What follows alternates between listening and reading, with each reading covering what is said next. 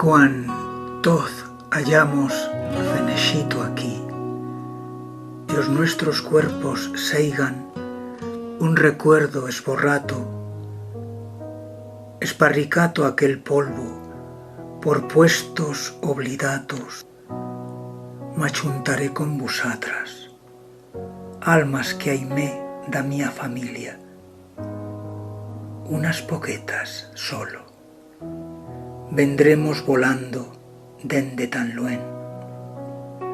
Será un inmenso gollo esta trovada, será o Nadal más alto.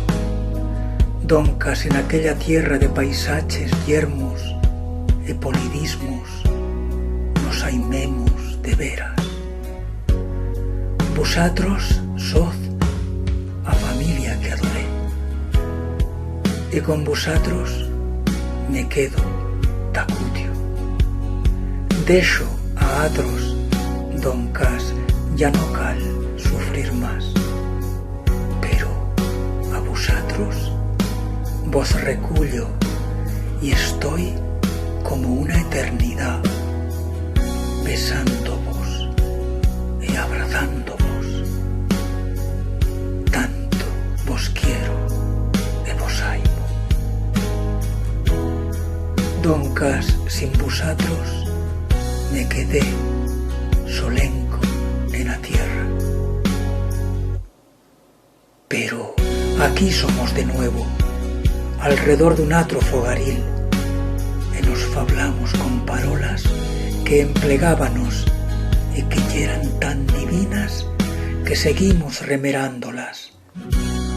Tot ye un amorosello entre inmortals esencias. Doncas os cuerpos yeran cuerpos, ella marchón con as dolós. Estoy junto a vosatros e digo los vuestros nombres uno a uno, e quiero contemplarvos de continuo junto a Dios. Vivir en estos paisaches que ya no nos furtará dengún. Ya no vos velleré tristos, ni derrotados, ni viellos, ni afogatos en a pena o en a duda. Poded veller que aquí ao vuestro costato ye todo el amor, y el único que existe. Cautivaremos de conchunta este cielo. Soz a mía chiqueta, familia aimata, humildad e bondad supremas en o paradiso.